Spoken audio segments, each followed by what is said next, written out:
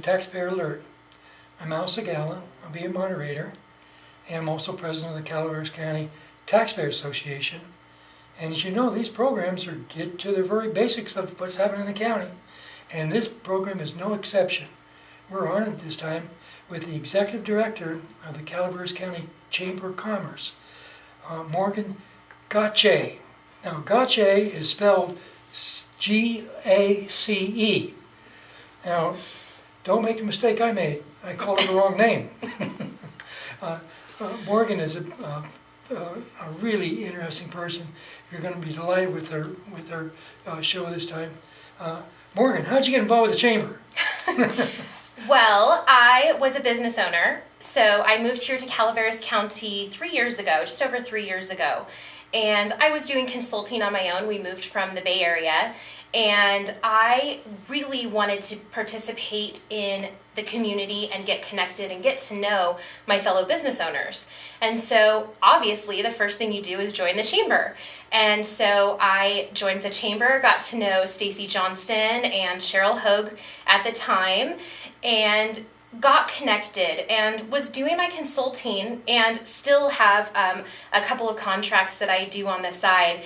But I really, when I saw the posting for the chamber role for the CEO there, it just struck me as such a great alignment with the DNA that I have and what I enjoy doing and my passion for business, my passion for service. And so it made a lot of sense. And evidently they liked me, so they kept me. I'm still here. I don't blame them. I used to be a chamber director. Oh, thank you. And I was chairman of the Government Affairs Committee. Great. And we had a wonderful board of directors at that time. And I think our executive director was Phyllis Wright. Okay. Who was also a beekeeper. Oh, no way. Yeah. Okay. Well, anyway, what the chamber has been doing during the COVID-19. That's our first question. What has the chamber been doing during the COVID-19? The chamber has been doing everything that we haven't done before. Meaning, like most businesses, we had to rethink. In fact, I was just lamenting to someone about my calendar. I was looking, and here I had appointments daily, hourly, up until about March 16, I think was that cutoff line. And it was so fascinating because that day hit and all of a sudden I had X's throughout my calendar showing I had a bunch of empty slots. And so we had to know what we could do to support our community here, meaning the business community. That's obviously the mission of the chamber, is to support our business community through sustainability and advocacy. And so come March 16, all of a sudden I knew I had to get online. So I put my face out there. I feel like my face has been all over Calaveras County. Apologies to everyone. But what we wanted to do was to express how many resources are available during these tough times and how many things are really monetary or educational or other things like that that can help businesses pivot during the difficult times.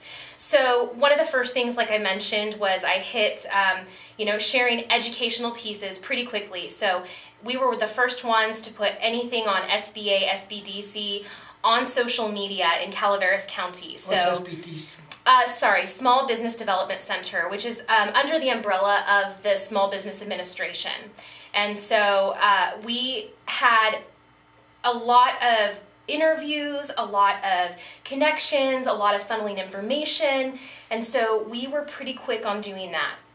Another thing is we are a large staff of 2 people, and we knew that from the get-go we wanted to connect with not just our membership, but really the pulse of the business community. And so we were on the phones literally 7 days a week, calling and reaching out to businesses, taking inbound calls. The calls never went until Monday morning. They were always answered over the weekend.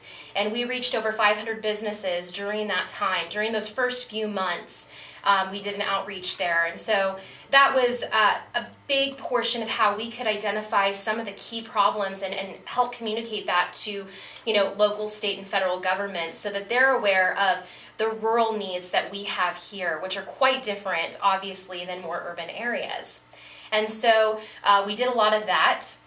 One of the neat things that I'm really proud of is the partnerships that we developed over COVID-19. So in association with the Calaveras County Economic and Community Development Director, Kathy Galino, in partnership with Debbie Ponte from Destination Angels Camp, in partnership with Colleen Rodriguez from the Public Health Department, and Kristen Stranger from Health and Human Services, we had a really neat gathering where we would do an unpacking the resilience roadmap. So the state had guidance that they were giving for each sector on how to reopen. And the problem was there was vast information, lots and lots of data and information. And as you probably know, during COVID-19, there's just funneling of nonstop data coming, especially as a business owner. And so it's really hard to separate what's important, what do I need to listen to. And so this group of us, we felt it was very important to highlight what was already there, not reinvent the wheel. So what we did is we used the state's reopening guidelines, and they called the Resilience Roadmap. And each time they had a sector, we actually did a webinar inviting people from Calaveras County in that sector to participate. And we got so much momentum from that. It was really an incredible opportunity. And we still have those all on our Facebook page, on our YouTube page, website. We have that all available. And we also created a Back to Business toolkit for businesses, all the way from providing PPE providers that they could contact immediately to get supplies, whether it was signage that they could put in their windows, all kinds of neat resources there. So we were very proud of that, which actually led to a really cool opportunity. I got connected with Isabel Guzman, who runs the GoBiz department, which is the office of the governor. And she connected with me, and we spoke several times, in me trying to reach out to find out what more resources we could bring into Calaveras County. And she ended up actually hosting me as an interviewee for her podcast that she does called Made in California. And with that, I got to select 3 business owners in Calaveras County that were really reinventing the way that they did business to accommodate all the changes that were happening with COVID-19. And so I got to highlight Newsom Harlow Winery in Murphy's. I got to highlight Moke Hill Nuts in Moke Hill. And I got to highlight Lisa Bolton, who was the one that created shopcalaveras.net, which provided a way for shops to have their items put online and to ship them at no cost to them. They receive 100% of the proceeds. Really? Yes. How does that work? It's a charity project of hers, so it includes the postage and everything, but she set up the entire infrastructure. It's still going, so literally a business owner only has to provide the pictures of the products, and she's already created everything else to go in there. So it's quite incredible. How are they shipped? Shipped through, I think they have the options, so whether it's UPS or USPS. Does the person that has the product for sale package it for shipping?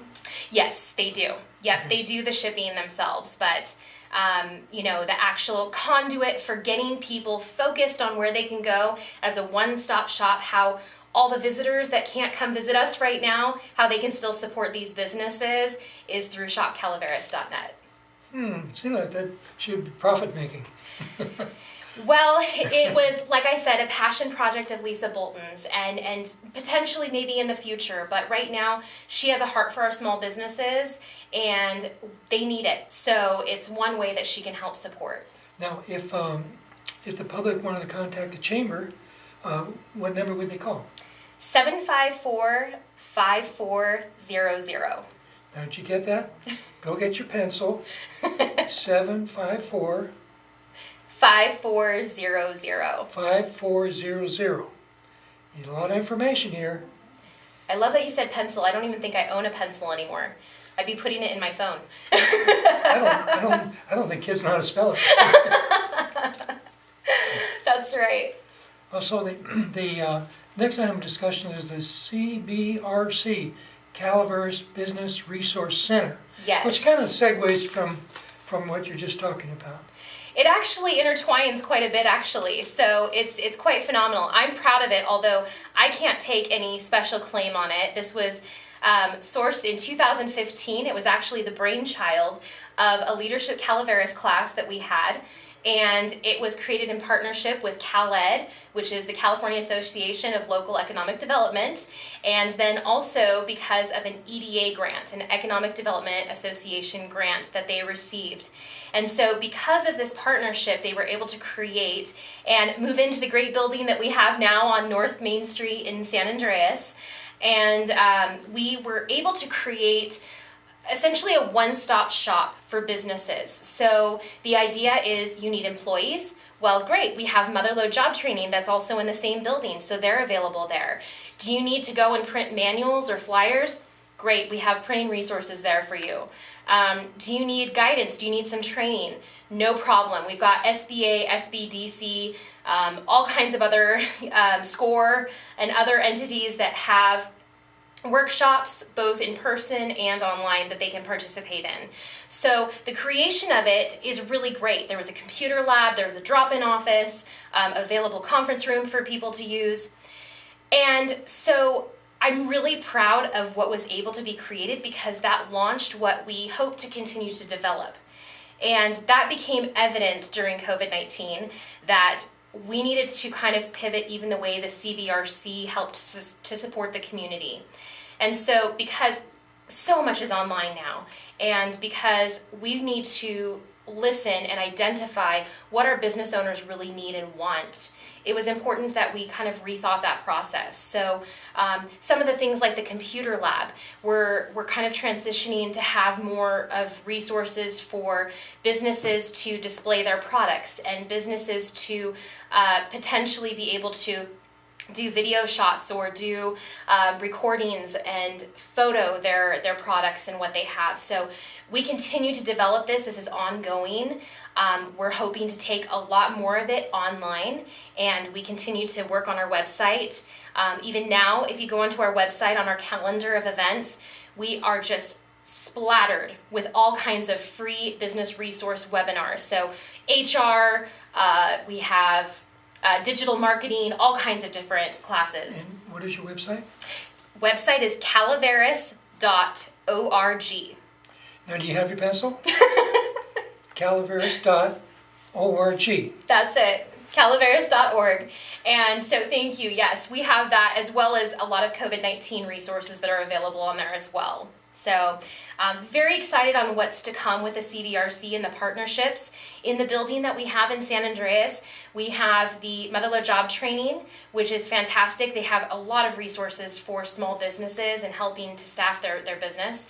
And then we also have Calaveras Visitors Bureau that recently moved in. So they're doing kind of a split location now, and we're so thrilled to be able to have them in the building as well. That's cool. Very cool. You did a survey, I think, of 500 businesses or so?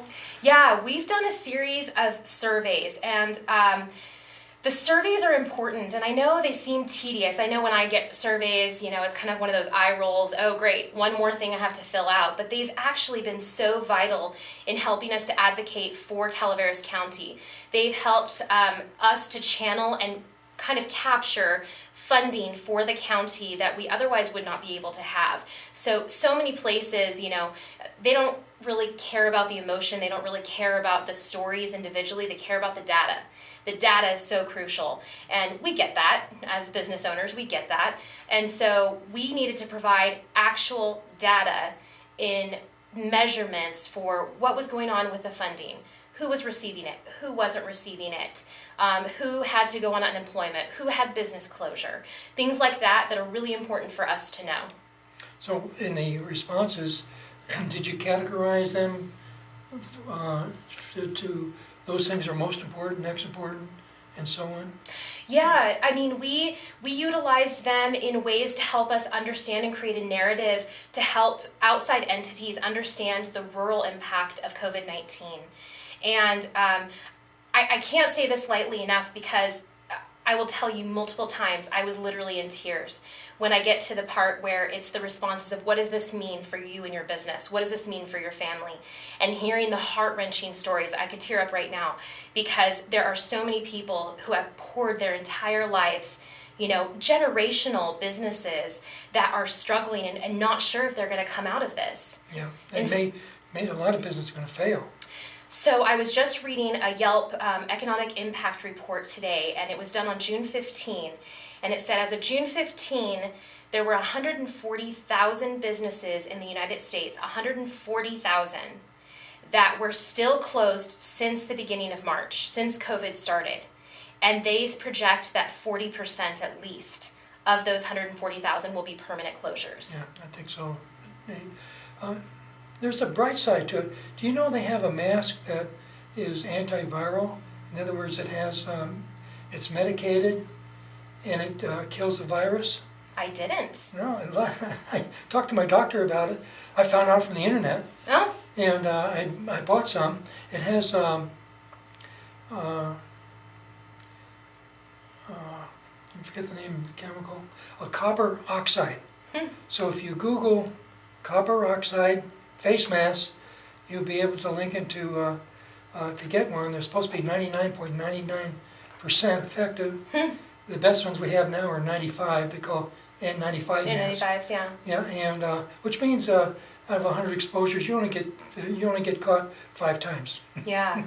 Wow, that's incredible. Yeah. Well, anyway, that's good news because if these masks are as effective as they claim, you don't need the 6-foot thing anymore, and that's pretty well the end of the virus problem. Yeah. Especially if you can get the older people to get the mask. Yeah. Like me. Right. To protect. Yes, exactly. I bought my own. Good. Did you already get it? Yeah. Oh, good for you. Yeah. Well, you'll have to tell us all about it. I just did. Oh, that's right. Well, we want to see it in action. Well, there's actually more good news. I do have to just mention briefly. I don't want to be doom and gloom and despair because if anybody knows me and if anybody's seen the way I work, I'm all about focusing on the positive and forward moving. And so there are great things still available for Calaveras County. And in fact, there continues to be hard work done by both public sector and private sector leaders in this community that are working so hard for our business community to make sure that they're going to be able to have sustainability throughout the next several months because it's so questionable. And I do have to say that the Paycheck Protection Program, I have to do a little plug because it is so important that if there are business owners that have not yet applied for it and that were mildly considering it, it's such a great asset, it's such a great resource, such a great place of funding for businesses to have, and it's only available just past the month. And in fact, some banks are closing out at the end of this month, so there's literally only, you know, a week left of time that we need to move on it. And so if I can urge anything, it's to please apply for that. Go to your local lender. I know Umpqua Bank is still issuing them, and it's important. There's still a ton of money available on the table from the Paycheck Protection Program. I understand there's a problem in funding. I heard that people don't seem to be able to receive anything. You know, so there was, this is, to say it's messy is the best possible way I could say it, and I don't think that any entity would deny that. SBA, in fact, they were processing, the Small Business Administration was processing more loan applications in one single day than they were doing in an entire year. That gives some perspective when you think about how many people are impacted and how many people are coming in when we hear the unemployment rates, when we hear about all these other things. And so, yes, there were some hiccups. In fact, there was lack of clarity in the very beginning. There was kind of this murky water that you had to go through to understand. And so they've kind of cleared that up, and then they've kind of cleared again. And I tell business owners this, that, you know, hang in there. It's so frustrating, but the end goal is that you have the money and that you can use it. So keep trying. And in fact, they even say that if you applied and you got denied, you can actually apply again. Does the person want to apply? Do they fill out like a loan application, or is there some other kind of application that's used for that? So it's directly through the lenders, so it's not through the SBA, which is unique because the SBA has the Economic Injury Disaster Loan, which is often called EIDL. You may hear EIDL used. And the EIDL loan actually existed prior to COVID-19. It was utilized for the Butte Fire. It was utilized for any emergency. But the EIDL loan that they have is directly through the SBA. The Paycheck Protection Program, or the PPP, is through the lender. So it's actually a very easy application to do, and there's only a few required documents. They go off of last year's financial statements unless you're a newer business, and so they do make accommodations if you are a newer business. So it's definitely something to look into with your lender, and it's worth taking the time to talk to your lender before the program closes out. I guess if the key word to remember would be PPP. PPP. Okay, just think diapers. Oh no, this is going dark right here. Okay, our next item is we're moving from the Resource Center to Census 2020. Census 2020. The Chamber is really excited to partner with Calaveras Counts, which is really the entity that works to promote the Census 2020. I'll tell you, I don't know about you, I'm sure that you completed census the first time you ever could and have done it since. I thought the census was just one more person coming to my door trying to sell me something. And because it only happens every 10 years, we don't have a routine of this. And so it's unfamiliar for a lot of people, and it's frustrating, it's annoying. I get all this stuff in the mail, I get all these phone calls, I get all these emails, you name it. And what I learned about census was how critical it is to the infrastructure of our community. What's fascinating is that for every person in Calaveras County that does not get counted, that represents a loss of $1,000 per person per year for the next 10 years. That's a significant amount of money. For every person? For every person that does not get counted. So another way of looking at that, for every person that gets counted, that's $1,000 that we're getting per year for that person. Okay, all right. So you have a family of 5, that's $5,000 a year that's coming into Calaveras County, which affects public works. It affects, the roads that we drive on. It affects our hospital funding. It affects education, Head Start. It affects nutritional programs. There are so many different entities that are impacted by the money that we get from census counts.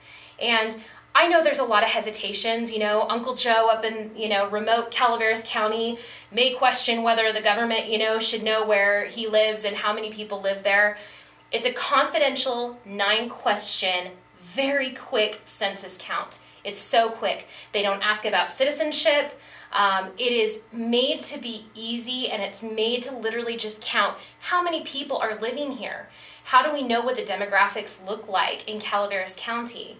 And as you might imagine, it's a little challenging in our county because we have so many remote areas. And so, unfortunately, historically, Calaveras County has been one of the lowest counted counties in California. And we really want to change that, and we're working hard to try and promote the reasons why it's important. In fact, we just had Josh Pack, we did an interview with him, and helping to understand how census money dollars impact the Public Works Department. And so he should have mentioned it. He should have. We need to get after him about that. But we had Scott Nanick talking about how it impacts education. So it really is so important, and it's so easy to do. I know it's monotonous, but after this year, we won't have to worry about it again for another 10 years, so we're good to go. Can that be done online? Online. mycensus2020.gov. Get your pencil or your phone. You got your pencil? Okay. All right. Now, go ahead now. They got their pencil. Okay. It's mycensus, CENSUS, 2020.gov. All right. Thank you, dear. No problem, Al. I love it.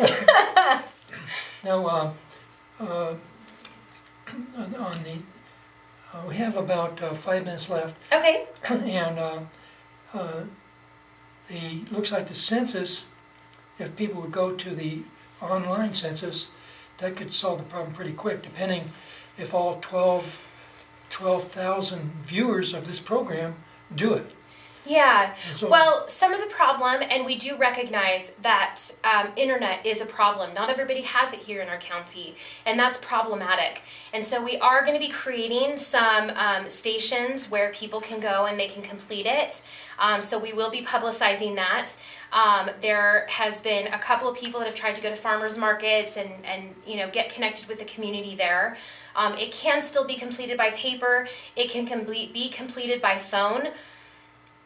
Don't get your pencil or your phone because I don't know that number. I'm sorry, but I'm sure it's on my census2020.gov. But there is an 800 number that you can do it on. Okay, that's cool. What do you see? Well, if I were a business owner and I wasn't already a chamber member, how would I join the chamber? What would it cost? And I guess I would contact you. Is that correct? Yeah, you could contact us. Our board of directors is on our website, and each of them, they're so phenomenal. I'm so blessed to have a great board, an active board, an advisory board. And any of them, if you happen to know any of them, you can reach out and talk to them. But yes, I'd be more than happy to talk about membership. My goal going in has never been to sell membership, and that's probably not the thing for me to say on this show, but my goal is to demonstrate how much value the chamber can provide that people feel like there's no other option except to join the chamber. And, we've been doing that from day one of COVID-19.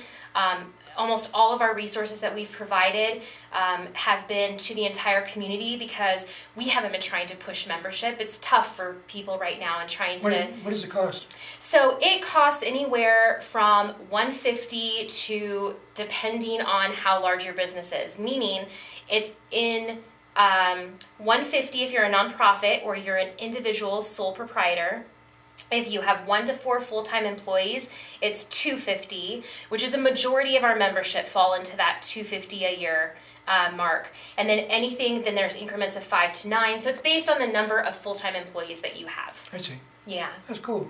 Yeah. Well, you know how to join the chamber now. Yes, give me a call. Now, the last item you have here is free PPE. Now, that's not the same as PPP. No. Free PPE for business owners. We need a glossary of all the acronyms we're using tonight. So, personal protective equipment, right, I think is PPE. So, yes, thankfully to the county's Health and Human Services, they have allowed us to house and distribute free PPE to business owners in Calaveras County. They don't have to be members. They don't have to be members. No, they don't have to be members. We want it for every business. And the reason is that it's a buffer until they receive their regular order. So please call the chamber. We have free PPE. That's great. Thank you for Yes. being our guest. Yes, Thank you for thank you. watching Taxpayer Alert. See you next time.